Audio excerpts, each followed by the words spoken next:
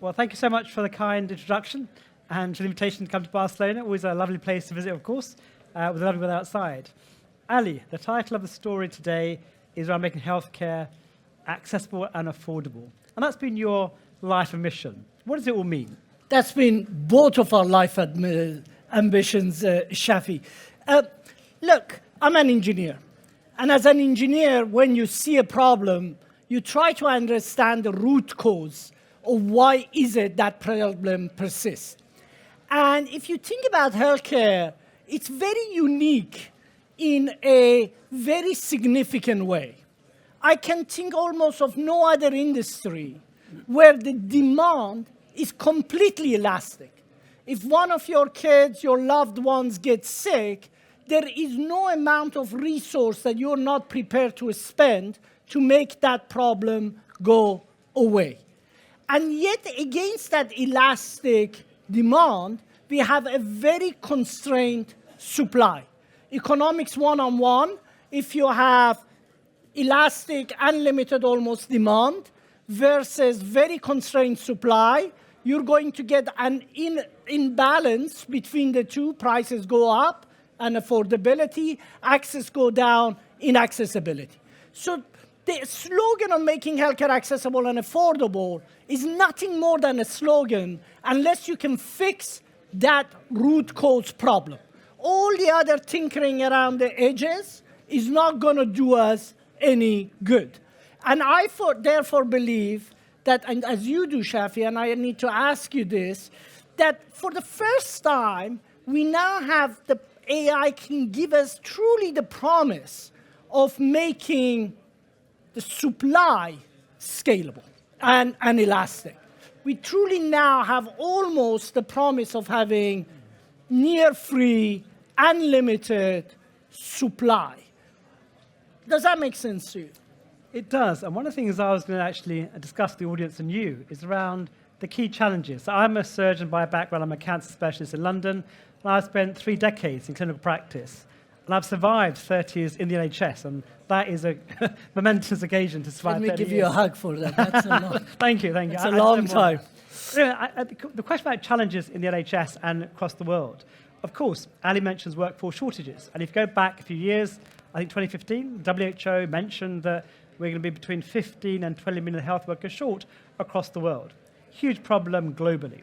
Second, we've got an aging population, more chronic diseases, diabetes, etc., and therefore that's a huge burden on healthcare. And in fact, the costs of healthcare are rising year on year, and we can't sustain that kind of funding and arrangement. So we have to get a smarter health system, a more personalized approach, etc.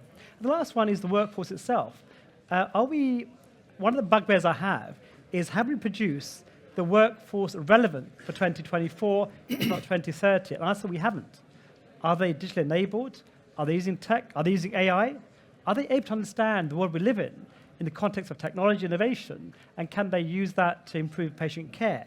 So I think there are many challenges facing us. And one of the main ones, of course, is workforce shortage. And AI is one of the promises that would help us solve some of those issues. So, Shafi, if you had a magic wand and you could wave it, what would you want to see, right? As a surgeon, as a clinician, how do you think this fundamental challenge can really be addressed, right? So, I mean, what do you reckon? So I think, look, in terms of where we are, we have to rethink the model of healthcare. I talk about reimagine, rethink, redesign, and kind of understand where we need to be heading towards. And we'll talk about the technologies that underpin that in a moment, around the exponential technologies that are changing our world forever. But I think we've just got to be changing our mindset first of all. And I always talk about people being linear thinkers in healthcare. We're old-fashioned, we're slow to adopt change, we're resistant to change. We have to become exponential thinkers, like many in the room are, who are creating the future generations of technology innovation. So first, a change of mindset.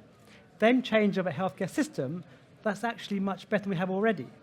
We are fundamentally broken, Ali. And I think with technology innovation and the rethinking, we can actually do better for our patients and improve the outcomes and experience in terms of the patient journey. So what does that mean in practice, though, right? I mean, I used to be 2'20", blue eyes, blonde hair, and now increasingly I look like Danny DeVito. And the reason for that is like I've been there, heard it all, seen it all. But I just think that what does that practically mean, right? Changing a system is super hard. Changing minds are super hard. I actually think there is an easier solution. Sure. I actually think that if we can take every doctor and multiply their capability immensely by putting, imagine if you in your team, now you're a very eminent surgeon, you have a massive team working for you when you were leading one of the biggest teaching hospitals in the world. But if you think about, not everybody's in that place, but imagine if you had an unlimited access to unlimited people who could do your tasks for you. And I think that is the promise of today. I don't think AI can do a job. I think anybody who thinks that doesn't understand how AI works today, maybe that works later. But it can do tasks and it can do processes. And if you divide AI into, or thinking, what we do, into fast thinking roles, LLMs are very good at doing fast thinking roles. Ask a question, get an answer. But if you think about slow thinking, system two thinking, as Kahneman used to call it, the LLMs are not there to do that. So that requires a very different cognitive architecture that we can also build. Sure. But if you combine these two, I don't think it's beyond the realm of possibility, not today, but one day, to provide you almost with unlimited access to unlimited supply, right? Yeah, and I agree. And I look at my perspective is the clinical workflow. I'm thinking, okay, what is my clinical workflow? And I can describe it to you. I'm a cancer surgeon. I'll see a patient come to see me in clinic for general surgery. Then they'll have diagnostics. Then they have an operation, consent process, and the post-op follow-up. That's the journey I have for my patients, with about 4 or 5 touch points in that journey. So the question is AI. Can it help me become more efficient, better able to understand the patient journey, offer better experience, and automate the service? I think it can. Take the first example. If a patient comes to me first and goes to an AI platform based on an LLM or some kind of conversation engine, takes the history, 15, 20 minutes, the patients feel they have empathy, they have time to think and talk about their problems, and that's tabulated into the electronic health records. When I go to clinic, it's there already. I don't have to spend 20, 30 minutes going through the same old questions. It allows me more time to be more human, which is strange. AI will give us some time back. Then, of course, it's the surgery. That's all going to be AI-driven going forward. And the post-op follow-up can be done automatically. We don't need to see everybody post-op. Most patients don't need to be seen. They can manage with an AI conversation engine. Only 1 or 2 who have complications need to be flagged up by the AI so we can see them earlier. That makes it more efficient. We're not going to suddenly have another 1 million doctors tomorrow or another 10 million nurses tomorrow. It's not possible. Therefore, how do you sustain existing staff in a more efficient manner, improving their workflow, and actually making them more efficient at their work? And, I think, making them more human by giving them time back to the face-to-face, the hand-touching, the hand-holding that we will aspire to as doctors.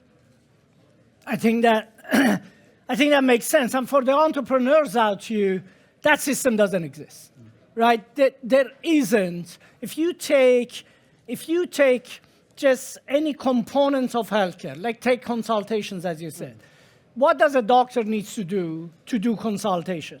They need to understand medicine, one. Well, we can teach that. I mean, already we've seen LLMs that can beat the exams, right? 2, they need to understand the patient clinical records. Again, we know that we can read and understand it. 3, they need to carry history, ask you, how are you feeling, what are you doing? Again, it's a task that we know that can be done, as you quite rightly described. 4 is they generate hypotheses based on what you said, that's probably what's wrong. 5, a doctor will go in and think about, okay, what investigations do I have to do for confirming or denying each hypothesis? 6, it would tell you should I refer you to? 7, it makes a diagnosis. 8, it kind of tells you what's the treatment post that diagnosis. 9, It tells you that now that you've got this treatment, let me follow you through recovery, and 10, it discharges you when you recover. Think of those 10 simple tasks. Each of those can be built to be done. And yet none of them are being done with AI. I don't think, by the way, AI should do diagnosis. I think that number 7 or whatever it was should be done by a human. But that you could just see how, if you can dissect it, you could build it. I can see a lot of you are founders, a lot of you are entrepreneurs, a lot of you have a badge that says, I want to change the world. That's how you can change the world.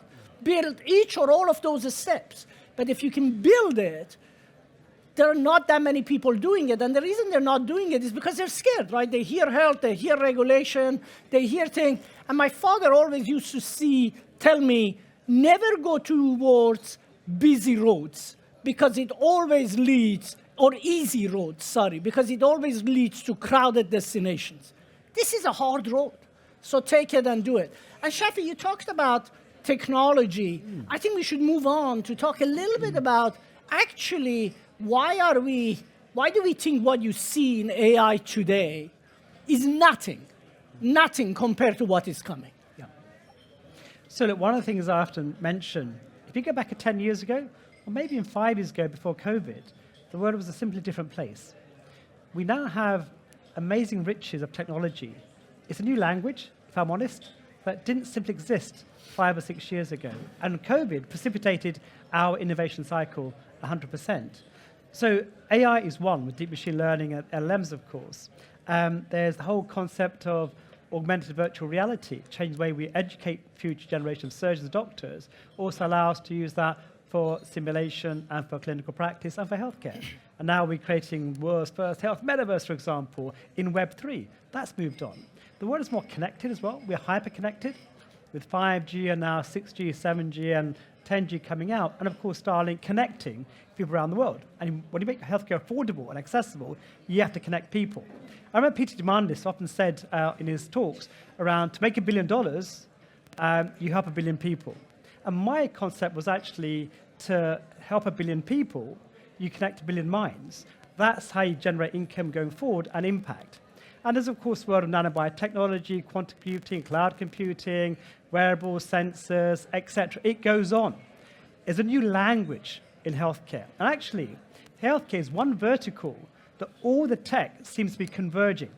No other vertical has so many abilities of technology to impact healthcare at the same time. So I think it's exciting. I've been around a long time. It's hard to get me excited anymore about healthcare.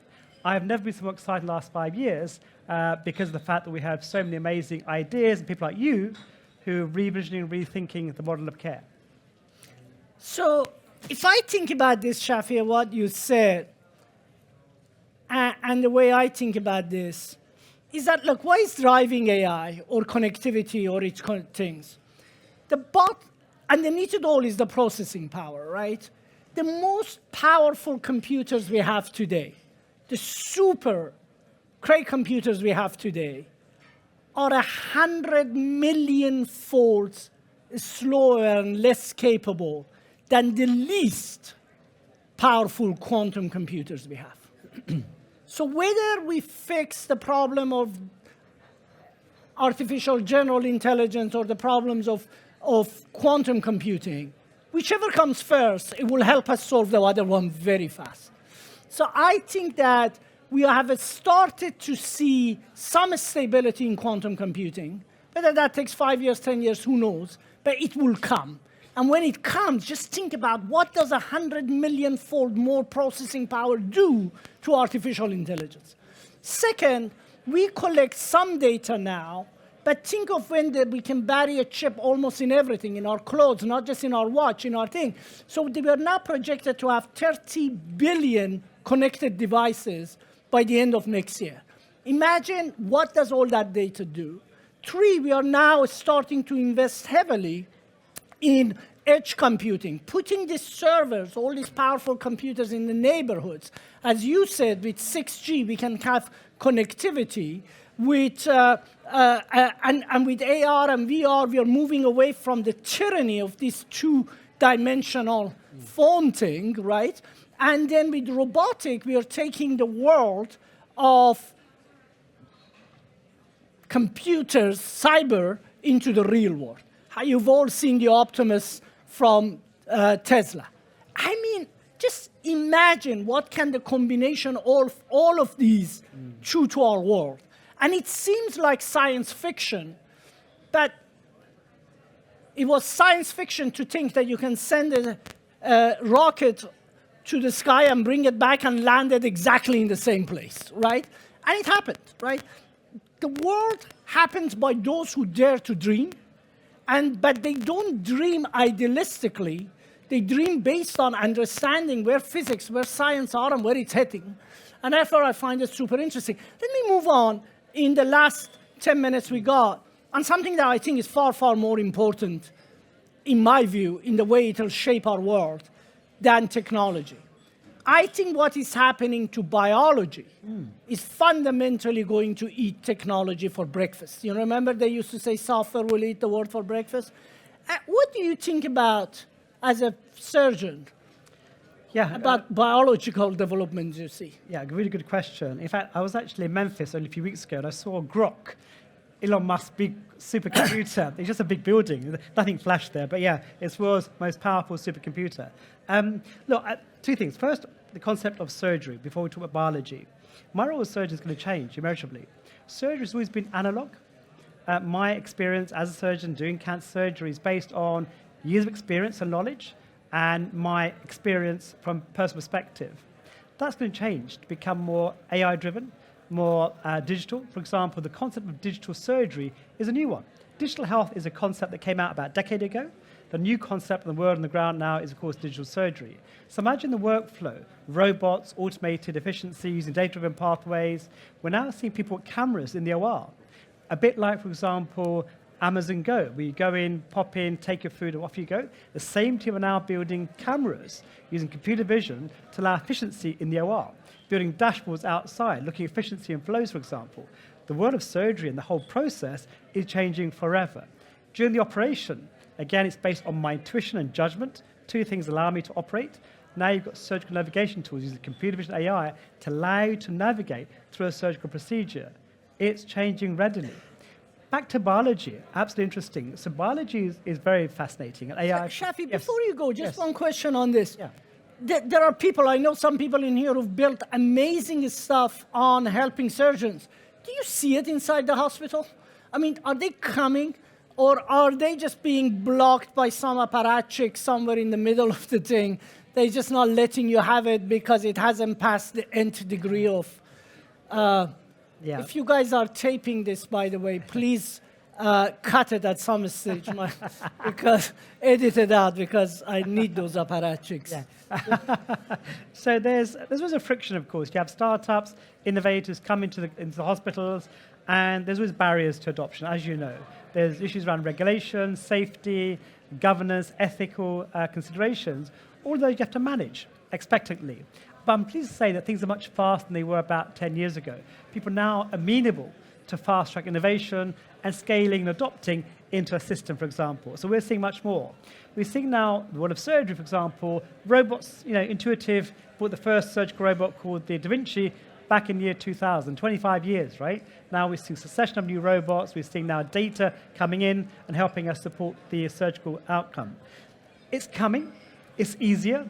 And we're seeing the route to market, the route to penetration and adoption much faster. So don't feel frustrated.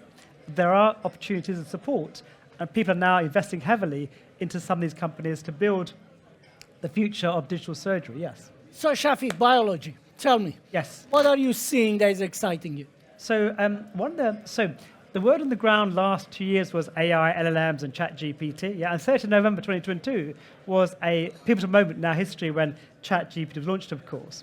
The new word on the ground that I'm seeing, I do a lot of traveling around the world, are the two words, health span and lifespan, the word of longevity. It's the key word. The Evolution Foundation in Saudi Arabia, for example, is spending $1 billion on R&D on companies building longevity. Two words to remember. Lifespan is how long you live. Okay, and Ali's of course going to live forever, right? Health span is how long we live healthily, and the idea is to reduce the delta between the lifespan and the health span, and that's the kind of the longevity That's the tree of life. That's where we need to be. So people are now working heavily on this concept of creating healthy livers for longer. In terms of biology, we just saw one of the greatest mysteries of mankind and science, protein folding, unraveled by the team of DeepMind. And Demis Hassabis' team got the Nobel Prize, of course, only a few weeks ago. We're now unraveling the mysteries of science, technology, drug discovery. We're now seeing the third drug discovered through AI within 2 years. It used to take 10, 15 years, these drugs to come to market. Fast acceleration, newer drugs, faster concepts. We've seen the world of regenerative medicine. Transplantation, for example, is a problem. Now we're seeing the first artificial kidney, the first artificial heart. Early in its adoption, that could revolutionize, for example, transplantation in the future. So biology is accelerating rapidly, and it's super exciting. And I think synthetic biology is going to do so much more. So none of what I'm just going to call, for instance, Shafi, is science fiction. Today, as we sit here, we have ability to connect to the brain and read brain waves. Yeah.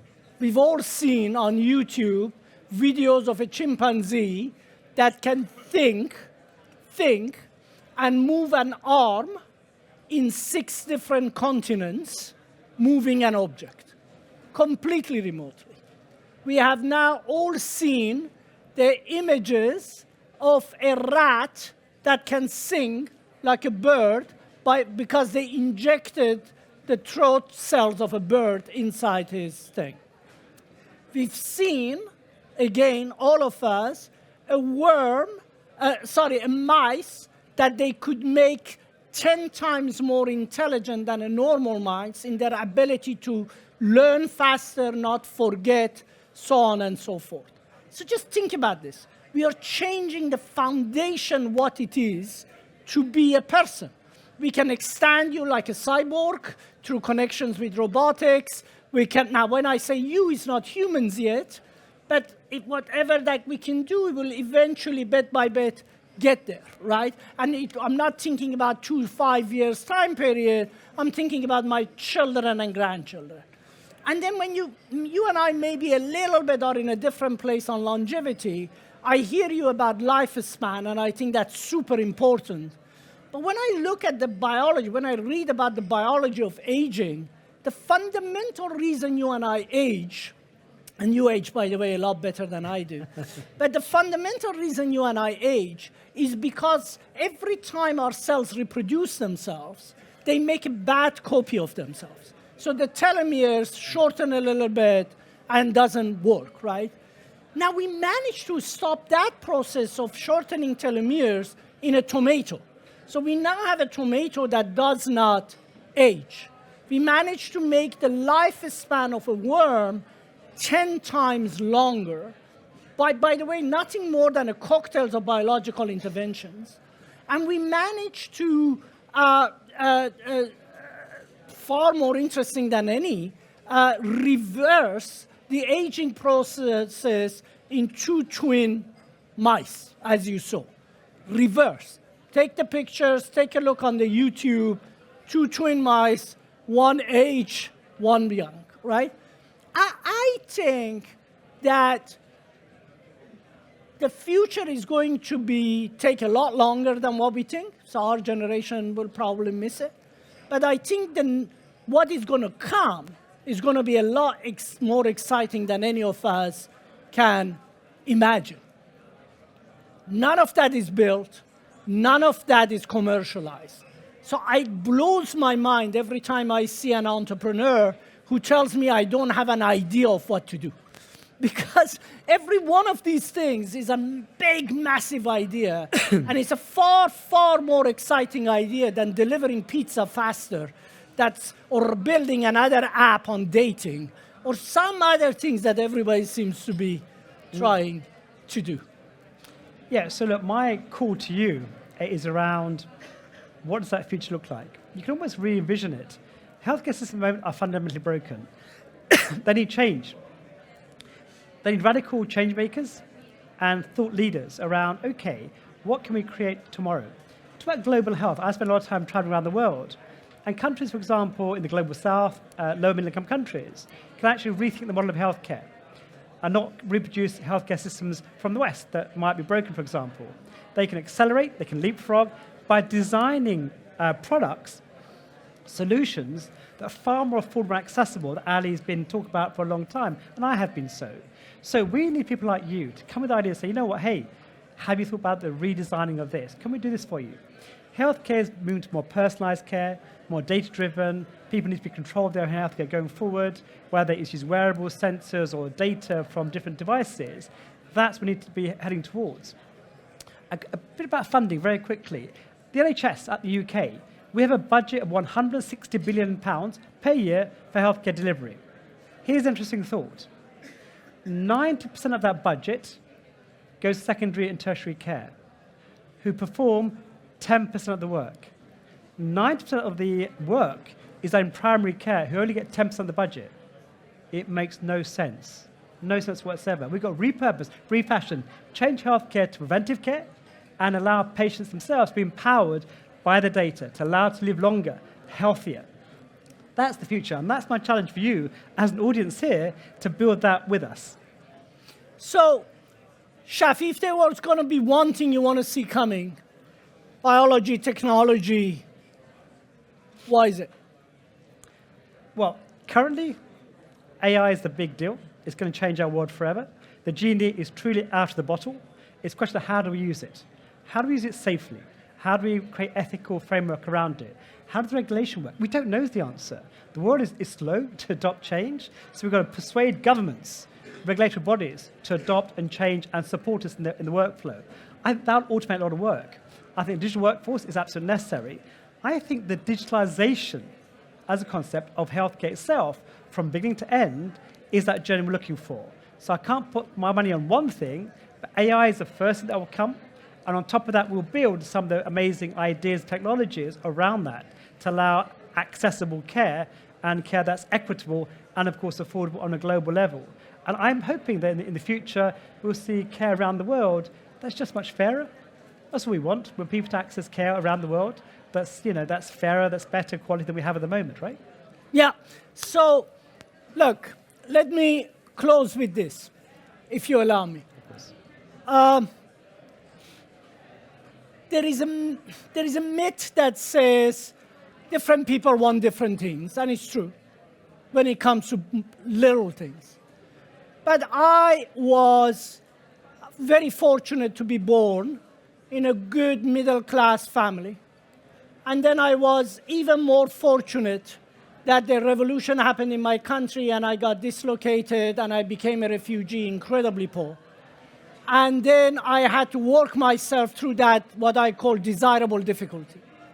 And it doesn't really matter, guys, if I was young or old, poor or rich, an outsider or an insider. What I saw in my journey is that people everywhere, have the same needs, have the same desires. They just have different opportunities. And it is our job. It is our duty as human beings, those of us who are fortunate enough to be able to afford to sit here, to provide that thing for them. And what you will see in your journey, without any doubt, is the number of naysayers in the world who will tell you it cannot be done. Invariably, you're going to fall, and they're going to tell you, you idiot, you fell. I told you it cannot be done. Keep going. Keep building. Keep solving the problem that you deeply understood. And you will prevail in spite of it all. So my message to all of you is it can be done, it will be done, and if it's not by us, by who? If it's not now, as they say, then when? Thank you so much for coming and seeing me.